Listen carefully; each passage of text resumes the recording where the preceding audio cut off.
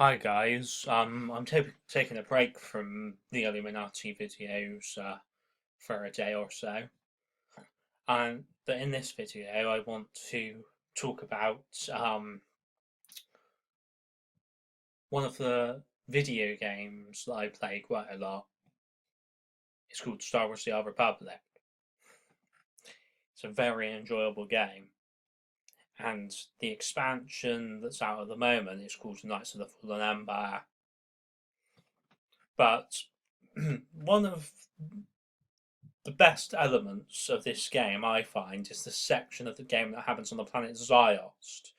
Now, this happened before the Knights of the Fallen Empire expansion, and I basically fallen in love with that whole scenario on the planet Ziost. And this Agent Rane Kovach character was really, really good, I found. And I thought he was underused, and the player has the option to kill him off. But I felt that they got rid of this character way too quickly. They could have done much more with him. He was so interesting. Um, because essentially he pretends to work for the Empire when really he's working for the Republic. But I have this really weird theory that Arcann in Knights of the Fallen Empire could actually be Agent Rane Kovach. They could be the same person. If this was true, then that would be absolutely insane and it would be phenomenally good. See, he's bold, and so is he. I know this wouldn't make much sense if you went with the decision to kill Kovac, but maybe somehow he survived, and that's why he's got this mask on, because when you tried to kill him, it injured him. Or maybe, like, the immortal Emperor Valkorion found some way to bring him back to life. Who knows?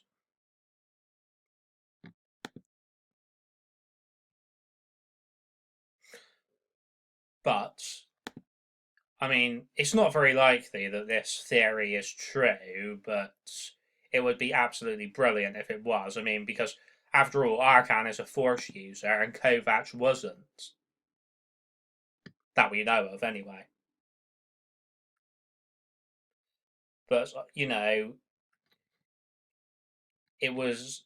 He could have been taught by Valkorion or someone else the ways of the Force. So he could just be, like, pretending to be, like, this humble guy with no Force powers when really he's one of the most powerful Force users. I know there's people out there who probably think I'm insane and they probably think, oh no, that's not true and all of that. And to be honest, like, I'm not I'm not sure myself. I'm just saying this as a theory and what I want to happen because I just want this character to come back in some shape or form because I just thought he was so good and he was so underused. But anyway, now I want to talk about the companions that still haven't come back. So the first one is Alara Dorn. Now, she is one of my favourite companions ever. She's nerdy, she's intellectual, yet she's sexy at the same time. She's a hot blonde, and I absolutely adore her. And when she comes back, I am just going to be ecstatic. I just can't wait to hear Moira Quirk's voice voicing her again. And if she meets people like the Imperial Agent or the Sith Warrior, for example, then how will they react to each other? That's what's going to be interesting, considering she was a defector. She defected from the Empire and joined the Republic. So, could the Sith Warrior or the Imperial Agent romance Dorn? That would be interesting. It I must admit, it's a funny prospect that it could be possible in the future to have a Sith warrior running around with a Lara Door, and that would be quite funny, to be honest. I don't know why. There's just something about that that's funny. Just thinking about it. Um, It's just the same like if you had a Sith warrior running around with Risha. She's another companion who hasn't come back yet. I'm absolutely I'm absolutely in anticipation for the return of Gus to Know because it's been announced on SWTOR's Twitter account that he'll be coming back soon in one of the Alliance recruitment missions. Obviously, Kira Carson, she's another one who's really sexy. I can't wait until she comes back. Um, basically, right? I can't wait to see if a Sith warrior can romance Kira as well. Just imagine a Sith warrior running around with Kira. Doc, he's another one of my favourite companions, and he still hasn't returned yet. This isn't even Doc in the picture, though. This is Farron Seadrax, so they got that wrong. They've got quite a lot of things wrong on this page because that isn't Farron Seadrax in this picture. That's Felix Irisay right there. And here, this is Doc in this picture, but it says Felix Irisay right there. So I don't know why, but sometimes I forget about the Jedi Council companions because they were actually really good. Like Zenith and Kaizen Fez, I'm not too keen on, but Farron Seadrax, Felix Irisay, and Nadia Grau, I absolutely adore them. So far, none of these have come back apart from Kaizen Fez, and even that was just an Alliance recruitment mission. I'm talking in terms of the Jedi Council companions here. Mako, obviously, she's a fan favourite, and she still hasn't returned yet.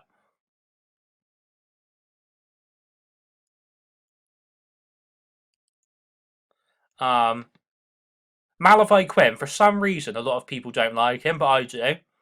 I just think he's funny, to be honest, because he's like, "Oh my lord" and stuff like that.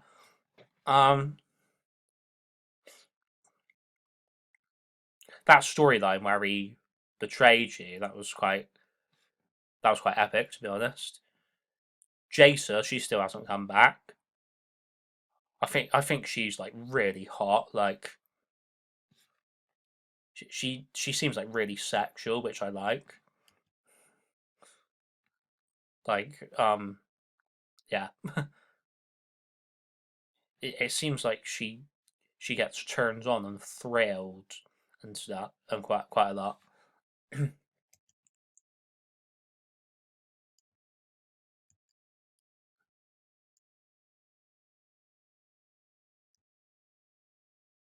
So Ashara Zavros. Now that it would be interesting if she came back because like maybe like if you were playing as like a Jedi Sentinel, for example, maybe you could bring her back to the light side after the Inquisitor like tried to corrupt her. I mean, the thing is though that the Inquisitor wasn't very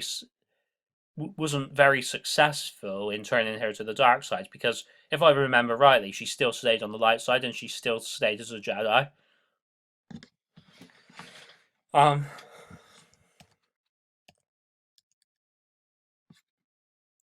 Ensign Raina Temple, another one who I would be ecstatic to see back.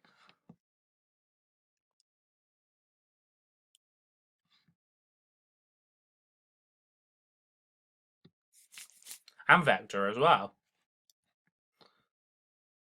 HK51, well, I don't think it's very likely that he'll come back because it's sort of like HK55 has replaced him now. Who else? Andronicus Ravel. I would be ecstatic to see him back as well. I think he sometimes gets overlooked, personally. Skadge, not too bothered about him, to be honest. A lot of people don't like him, but I can take him or leave him, to be honest.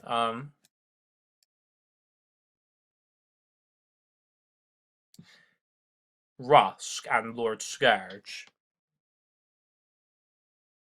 Well, obviously, they have kind of a special place in my heart because the Jedi Knight was the first character that I created on the game, and these two are companions of the Jedi Knight. So, I mean, I'm not too bothered about these two returning, but it would be good.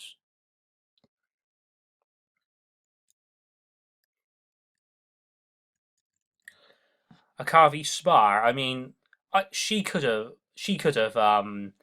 appeared in that Mandalorian's Revenge chapter. To be honest, that was kind of a missed opportunity. Corso Rex, I don't know how he would react to other classes because he sort of had a unique connection with the captain, aka the smuggler. Um, and Tano Vic, like, I don't know if we'll ever actually get him back because obviously he was in Knights of the Fallen Empire. Like, I think it was either one of the chapters or two of the chapters. But for some reason, we still don't have him back as a companion. So I don't know whether we'll ever get him back as a companion. But I'm not too bothered if we do or we don't. I mean, obviously, it would be good if we could just have him back because we didn't just go through all of that hassle of recruiting him for nothing. Back when we first met him on Balmora. So, thanks everybody, and um, I mean, the future of Star Wars: The Old Republic is quite uncertain Knights of the Fallen after Knights of the Fallen Empire, but I'm hoping that EA or BioWare or whatever company, Lucasfilm, will announce what's going on with it quite soon. And thanks for watching.